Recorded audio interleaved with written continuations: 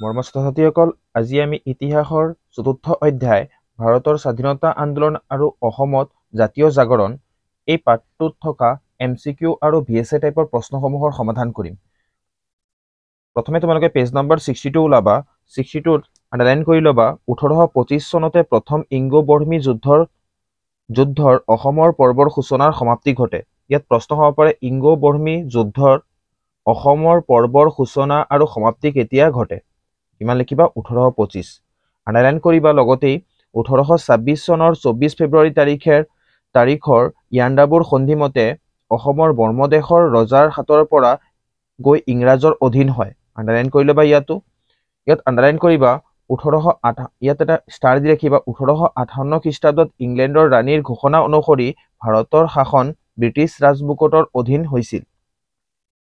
ইয়াত প্ৰশ্ন হ'ব পাৰে ভাৰতৰ শাসন ব্ৰিটিছ ৰাজমুকুটৰ অধীন কেতিয়া হৈছিল? উত্তৰ লিখিবা ইংলেণ্ডৰ ৰাণীৰ ঘোষণা অনুসৰি 1858 চনত চিপাহী বিদ্ৰোহৰ পাছত। আণ্ডাৰলাইন কৰি ল'বা 1826 চনৰ পৰা 1858 চনলৈ সময়ছোৱা কোম্পানীৰ দিন বা কোম্পানীৰ আমোল বুলি কোৱা হয়। 100% দিবা 100% দিবা। এই প্ৰশ্নটো আহিয়ে থাকে। পেজ নম্বৰ 63 আণ্ডাৰলাইন কৰিবা পশ্চিমীয়া শিক্ষাৰ বিস্তাৰে ঊনবিংশ শতিকাৰ মাজভাগত অসমত এক মধ্যৱৰ্তী শিক্ষিত শ্ৰেণীৰ জন্ম দিছিল। আণ্ডাৰলাইন কৰিবা ইয়াতে আনন্দৰাম ঢেকিয়াল ফুকন আৰু গুণাভিৰাম বৰুৱাৰ উদ্যোগত 1857 চনত জ্ঞান প্ৰদায়িনী সভাৰ প্ৰতিষ্ঠা হৈছিল। আৰু উদ্যোগত আনন্দৰাম ঢেকিয়াল ফুকন আৰু গুণাভিৰাম বৰুৱাৰ উদ্যোগত। কিমান খ্ৰীষ্টাব্দত চনত 1857 চনত।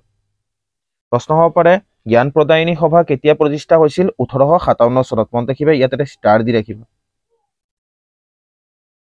আণ্ডাৰলাইন কৰিবা অসমৰ বিদ্যালয় কাৰ্যালয় আদালতত 1836 চনৰ পৰা বাংলা ভাষাৰ প্ৰচলন কৰা চৰকাৰী সিদ্ধান্তৰ তেওঁ বিৰোধিতা ফুকনে।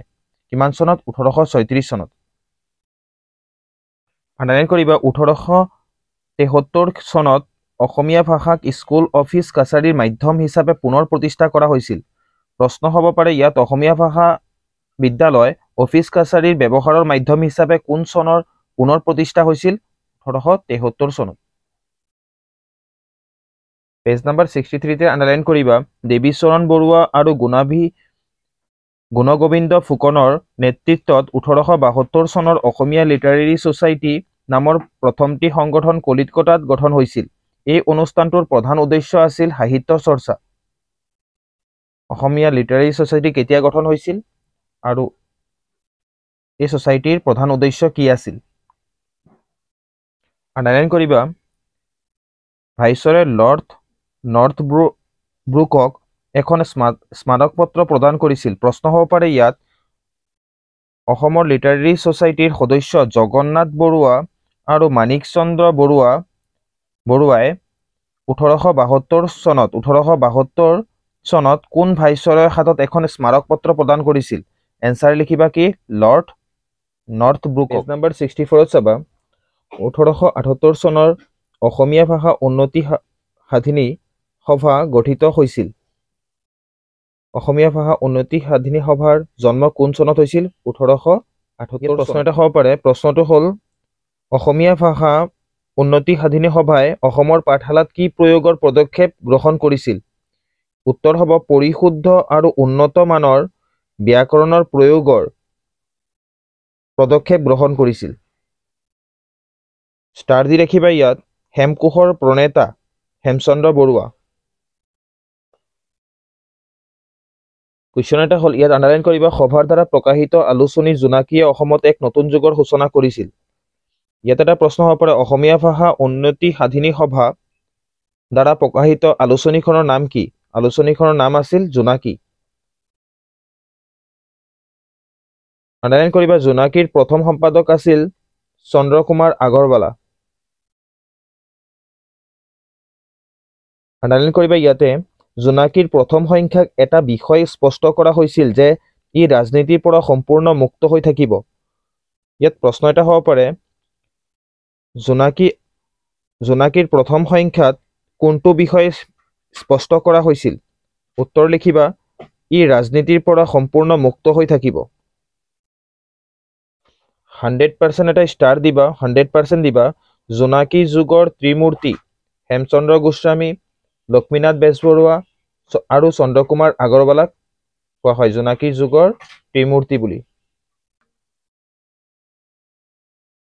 আন্ডাৰলাইন কৰিবা পেজ নম্বৰ 65ত লক্ষ্মীনাথ বেজবৰুৱাই মোৰ দে, অসম সংগীত, বিন বৰাগী আদি আৰু অম্বিকাগিৰি ৰায়চৌধুৰীৰ ৰচনাই দেশপ্ৰেমৰ জয়গান গাইছিল। ইয়াত প্ৰশ্ন হ'ব পাৰে লক্ষ্মীনাথ বিন বৰাগীৰ ৰচক কোন? বিন বৰাগীৰ ৰচক হ'ল কোন? লক্ষ্মীনাথ বেজবৰুৱা। পেজ নম্বৰ 65ত আন্ডাৰলাইন কৰিবা 1916 চনত অসম ছাত্ৰ সন্মিলন গঠন অসমৰ ইতিহাসৰ এক গুৰুত্বপূৰ্ণ ঘটনা। ইয়াত প্ৰশ্ন হ'ব পাৰে অসম ছাত্ৰ সন্মিলন কেতিয়া গঠন হৈছিল? 1916 চনত। অসম ছাত্ৰ সন্মিলনৰ প্ৰথম সভাপতি আছিল লক্ষ্মীনাথ বেজবৰুৱা। এই সন্মিলনৰ মুখ্য উদ্দেশ্য আছিল অসমীয়া ভাষাৰ উন্নতি সাধন কৰা। প্ৰশ্নতে হ'ব পাৰে অসম ছাত্ৰ সন্মিলনৰ প্ৰথম অধিৱেশন ক'ত অনুষ্ঠিত হৈছিল? গুৱাহাটীত। আন্ডাৰলাইন কৰিবা ছাত্ৰ সন্মিলনৰ মুখপত্ৰ আছিল মিলন। ষ্টাৰ দিবা, 100% দিবা। পেজ নম্বৰ 65ত 100% তোমালোকে চাবা ৰায়ত সভা। ৰায়ত সভা কি আছিল? 19 শতিকাৰ শেষৰ ফালে কৃষকৰ বিভিন্ন সমস্যা সমাধানৰ অৰ্থে তেজপুৰত ৰায়ত সভা আৰু নগাঁও ৰায়ত সভাৰ জন্ম হৈছিল। এই ৰায়ত সভাৰ উদ্দেশ্যসমূহ 100% দিবা ইয়াত। ৰায়ত সভাৰ উদ্দেশ্য আছিল ৰায়ত সভাৰ উদ্দেশ্য আছিল গ্ৰেজিং কৰ বন্ধ কৰা, মাটিৰ খাজনা হ্ৰাস কৰা, পূৰ্ববংগৰ পৰা হোৱা প্ৰব্ৰজনৰ ৰোধ কৰা। পেজ নম্বৰ 66ত আন্ডাৰলাইন কৰিবা আইন অমান্য আন্দোলনৰ কাৰ্যসূচীৰ আৰ্হিত অসমত ৰায়ত সভাই 50% ভূমি ৰাজহ হ্ৰাস কৰাৰ দাবী উত্থাপন কৰিছিল। আন্ডাৰলাইন কৰিবা সদৌ অসম ৰায়ত সভাই 1933 চনত গঠন কৰা হয়। সদৌ অসম ৰায়ত সভা কেতিয়া গঠন কৰা হয়? ষ্টাৰ দি ৰাখিবা। ইয়াৰ প্ৰথম অধিৱেশন হয় যোৰহাটৰ তিলিকি আমত 1933 চনৰ 8 এপ্ৰিল তাৰিখে কংগ্ৰেছৰ নেতা নবীন চন্দ্ৰ বৰদলৈৰ সভাপতিত্বত অনুষ্ঠিত হৈছিল। ইয়াতে আন্ডাৰলাইন কৰিবা 1934 চনত দেৰগাঁৱত অনুষ্ঠিত হোৱা দ্বিতীয় অধিৱেশনত কমেও 3000 কৃষকে অংশগ্ৰহণ কৰিছিল। এই অধিৱেশনৰ সভাপতি আছিল doctor Harekrishna Das. Page number 66ত আন্ডাৰলাইন কৰিবা পদ্মনাথ গোহাঁই বৰুৱাৰ নেতৃত্বত 1893 চনত আহোম সভাৰ প্ৰতিষ্ঠা হৈছিল। এই সভাৰ প্ৰথম অধিৱেশন 1893 চনত শিৱসাগৰ জিলাত অনুষ্ঠিত হৈছিল। ইয়াৰ সভাৰ সম্পাদক আছিল পদ্মনাথ গোহাঁই বৰুৱা। কানি বিৰোধী আন্দোলনত আহোম সভাৰ এক অন্যতম কাৰ্য আছিল। আন্ডাৰলাইন কৰিবা 1910 চনত এই সভাক সদৌ অসম এছ'চিয়েশ্যন। আন্ডাৰলাইন কৰিবা 1884 চনত জগন্নাথ বৰুৱাই নেতৃত্বত যোৰহাট সাৰ্বজনীন সভা স্থাপিত হয়। ষ্টাৰ দি ৰাখিবা। এই সভাৰ প্ৰতিষ্ঠাপক সভাপতি আছিল ৰজা নাৰায়ণ সিংহ আৰু বা মাজুমেলীয়াৰ ৰজা আৰু প্ৰতিষ্ঠাপক সম্পাদক আছিল জগন্নাথ বৰুৱা। পেজ নম্বৰ 67ত 100% ইম্পৰ্টেণ্ট হ'ল যোৰহাট সাৰ্বজনীন সভাৰ উদ্দেশ্যসমূহ। এই উদ্দেশ্য 1, 2 আৰু 3 চাবাই।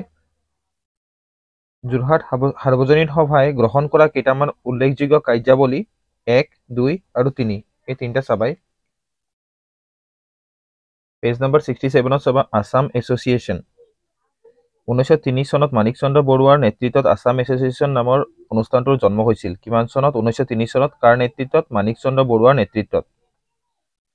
ইয়াতে আন্ডাৰলাইন কৰিবা গৌৰীপুৰৰ ৰজা প্ৰভাত চন্দ্ৰ বৰুৱা সভাপতি, জগন্নাথ বৰুৱা উপসভাপতি আৰু মাণিক চন্দ্ৰ বৰুৱাৰ সম্পাদক হিচাপে নিৰ্বাচিত কৰা হৈছিল আছাম এছ'চিয়েশ্যনৰ। ক'ত হৈছিলে? 1905 চনত ডিব্ৰুগড় চহৰত। ডিব্ৰুগড় চহৰত অনুষ্ঠিত হোৱা এছ'চিয়েশ্যনৰ প্ৰথমখন অধিৱেশন আছিলে ডিব্ৰুগড়ত। ইয়াৰ সভাপতি কোন আছিলে চাবা। সভাপতি আছিল গৌৰীপুৰৰ ৰাজা প্ৰভাত চন্দ্ৰ বৰুৱা, উপসভাপতি আছিল জগন্নাথ বৰুৱা আৰু সম্পাদক আছিল মাণিক চন্দ্ৰ বৰুৱা। আন্ডাৰলাইন কৰিবা পেজ নম্বৰ 68ত আছাম এছ'চিয়েশ্যনৰ কেইটামান কামৰ উদাহৰণ 1 number, 2 number, 3 number, 4 number. Page number 68তে আন্ডাৰলাইন কৰিবা 1918 চনত মণ্টেগো চেমছফৰ্ড ৰিপৰ্টৰ আধাৰত প্ৰস্তাৱিত শাসন সংস্কাৰক অসমকো সামৰি লোৱাৰ দাবী তুলিছিল। এছ'চিয়েশ্যনৰ হেঁচাত অসম মণ্টেগো সংস্কাৰ আঁচনিৰ অন্তৰ্ভুক্ত হৈছিল। 1920 চনত অসমত বিশ্ববিদ্যালয় স্থাপনৰ দাবী জনাইছিল। পেজ নম্বৰ 68 আণ্ডাৰলাইন কৰিব 1885 চনত স্থাপন হোৱা ভাৰতীয় জাতীয় কংগ্ৰেছ কিমান চনত স্থাপিত হৈছিল 1885 চনত পেজ নম্বৰ 69 আণ্ডাৰলাইন কৰিব 1920 চনত নাগপুৰত অনুষ্ঠিত হোৱা জাতীয় কংগ্ৰেছ অধিৱেশনৰ ভাষাৰ ওপৰত ভিত্তি কৰি ৰাজ্য পুনৰ্গঠনৰ প্ৰস্তাৱ গৃহীত হৈছিল আণ্ডাৰলাইন কৰিবা অসম প্ৰদেশ কংগ্ৰেছৰ কমিটিৰ প্ৰথমজন সভাপতি আছিল কুলধৰ চলিহা আৰু সম্পাদক আছিল নবীন চন্দ্ৰ বৰদলৈ 100% দি ৰাখিবা ইয়াত আণ্ডাৰলাইন কৰিব 1926 চনত গুৱাহাটীৰ পাণ্ডুত জাতীয় কংগ্ৰেছৰ 41তম বাৰ্ষিক অধিৱেশনৰ আয়োজন কৰিছিল আণ্ডাৰলাইন কৰিবা অসম প্ৰদেশ কংগ্ৰেছৰ কমিটিৰ আনুষ্ঠানিকভাৱে নিৰ্বাচিত হোৱা প্ৰথমজন সভাপতি আছিল বিষ্ণুৰাম মেধি 1946 চনৰ সাধাৰণ নিৰ্বাচনত বৃহৎ জয়েৰে কংগ্ৰেছৰ সংখ্যাগৰিষ্ঠতা লাভ কৰিছিল আৰু গোপীনাথ বৰদলৈ অসম প্ৰদেশৰ প্ৰথমজন প্ৰধানমন্ত্ৰী হিচাপে নিৰ্বাচিত হৈছিল পেজ নম্বৰ 70 আণ্ডাৰলাইন কৰিব 1905 খ্ৰীষ্টাব্দত 16 অক্টোবৰ তাৰিখে বংগ বিভাজন কাৰ্যকৰী হয় অসমৰ তদানীন্তন মুখ্য আয়ুক্ত ফুলাৰেই পূৰ্ব বংগ আৰু অসম প্ৰদেশৰ লেফটেনেণ্ট গভৰ্ণৰ পদত অনুষ্ঠিত হয় আৰু একে সময়তে অসমৰ ৰাজধানী শ্বিলঙৰ পৰা ঢাকালৈ ৰূপান্তৰিত হয় আণ্ডাৰলাইন কৰিবা অসম কেশৰী অম্বিকাগিৰি ৰায়চৌধুৰী অসম কেশৰী বুলি কোন জনাজাত অম্বিকাগিৰি ৰায়চৌধুৰী অম্বিকাগিৰিয়ে বন্দিনী ভাৰত নামৰ এখন বিদ্ৰোহাত্মক নাটক ৰচনা কৰিছিল অম্বিকাগিৰিয়ে সেৱা সংঘ নামেৰে এটা বিপ্লৱী সংগঠন গঢ়ি তুলিছিল 1906 খ্ৰীষ্টাব্দৰ 7 ছেপ্টেম্বৰ তাৰিখে বেমফিল্ড ফুলাৰক হত্যা কৰাৰ উদ্দেশ্যে গুৱাহাটী শ্বিলঙত পথত এটা বোমা পুতিছিল পেজ নম্বৰ 72 আণ্ডাৰলাইন কৰিবা 1921 চনৰ ফেব্ৰুৱাৰী মাহত গুৱাহাটীৰ প্ৰথম জাতীয় শিক্ষানুষ্ঠান বাল গংগাধৰ তিলকৰ স্মৃতি তিলক সোঁৱৰণী স্কুল প্ৰতিষ্ঠা কৰা হৈছিল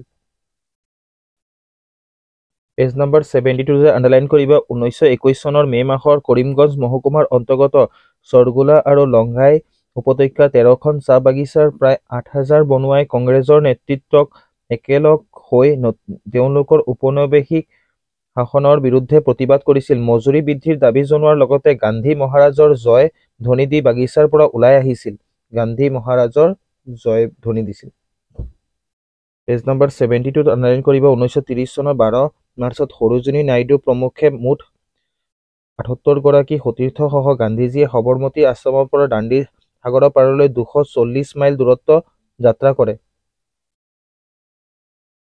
আইন অমান্য আন্দোলন অসম ইয়াত এটা পইণ্ট তোমালোকে মনত ৰাখিবা লিখিবা এই পইণ্টটো অমিয় কুমাৰ দাসৰ দৰে যুৱ নেতাই ছাত্ৰসকলক আন্দোলনত অংশগ্ৰহণ কৰিবলৈ আহ্বান জনাইছিল কিন্তু ছাত্ৰসকলৰ সঁহাৰি আছিল নিৰাশজনক সি যি কি নহওক 1930 চনৰ 14 এপ্ৰিল তাৰিখে নেহৰুক আৰু 5 মে তাৰিখে গান্ধীক গ্ৰেপ্তাৰ কৰাৰ প্ৰতিবাদত বৃহৎ সংখ্যক ছাত্ৰই হৰতাল কাৰ্যত অংশগ্ৰহণ কৰিছিল 1930 চনৰ 6 আৰু 14 মে তাৰিখে ব্ৰহ্মপুত্ৰ উপত্যকাৰ ছাত্ৰসকলে প্ৰতিবাদৰ কাৰ্যস্বৰূপে তেওঁলোকৰ শিক্ষানুষ্ঠানসমূহ বৰ্জন কৰিছিল সেই সময়তে মনত ৰাখিবা ইয়াত ষ্টাৰ দিবা সেই সময়তে জে.আৰ.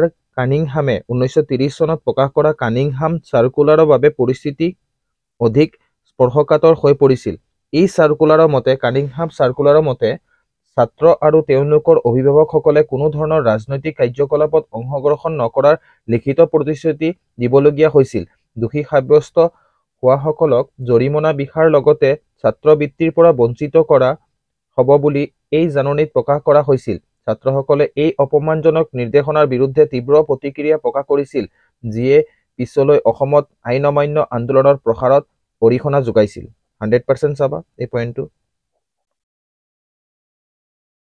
আণ্ডাৰলাইন কৰিবা ইয়াত 1930 চনৰ কিমানজন ছাত্ৰ শিক্ষানুষ্ঠান এৰিছিল পেজ নম্বৰ 74 আণ্ডাৰলাইন কৰি ভাৰত ত্যাগ আন্দোলন আৰু অসম জাপানে 1942 চনত ছিংগাপুৰ আৰু ৰেংগুন দখল কৰাৰ পিছত মানে কিমান চনত কৰিছে ছিংগাপুৰ আৰু ৰেংগুন দখল কৰিছিল কিমান 1942 চনত ইয়াত আণ্ডাৰলাইন কৰিব 1942 চনত 8 আগষ্ট তাৰিখে সৰ্বভাৰতীয় কংগ্ৰেছ কমিটিয়ে মুম্বাই বিখ্যাত ভাৰত ত্যাগ আন্দোলনৰ ঘোষণা কৰিছিল গান্ধীজীয়ে ঐতিহাসিক আগষ্ট সভাত মুম্বাইৰ গোৱালিয়া টেংকত নিজৰ ভাষণ দিছিল যিখন ঠাইত পৰৱৰ্তী সময়ত আগষ্ট ক্ৰান্তি মৈদাম নামেৰে নামাকৰণ কৰা হয় এই আন্দোলনৰ সময়ছোৱাত গান্ধীজীয়ে তেওঁৰ শক্তিশালী কৰিম কিম্বা মৰিম শ্লোগানেৰে জনতাক আন্দোলনলৈ আহ্বান জনাইছিল। ইয়াৰ পৰা ইয়ালৈ ষ্টাৰ দিবা। সৰু পথাৰত ইয়াত ষ্টাৰ দিবা, 100% দিবা। সৰু পথাৰত ৰেল বগৰোৱাৰ অভিযোগত কুশল কোঁৱৰক ফাঁচি দিয়া হৈছিল। ইয়াৰ পৰা ইয়ালৈ পঢ়ি চাবা। মৃত্যুবৰণ কৰাসকলৰ ভিতৰত গহপুৰৰ 14 বছৰীয়া কনকলতা বৰুৱা আছিল। 1942 চনত আন্দোলন দমন কৰিছিল।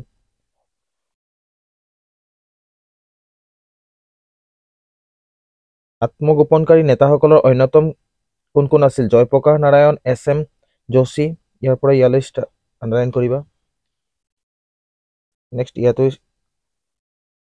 আণ্ডাৰলাইন কৰিবা। সংখ্যাগৰিষ্ঠ দলৰ নেতা আছিল গোপীনাথ বৰদলৈ। 11 ফেব্ৰুৱাৰীত চৰকাৰ গঠন কৰে। প্ৰধানমন্ত্ৰী বৰদলৈৰ মন্ত্ৰীসভাৰ আন সদস্যসকল আছিল, ষ্টাৰ দিবা।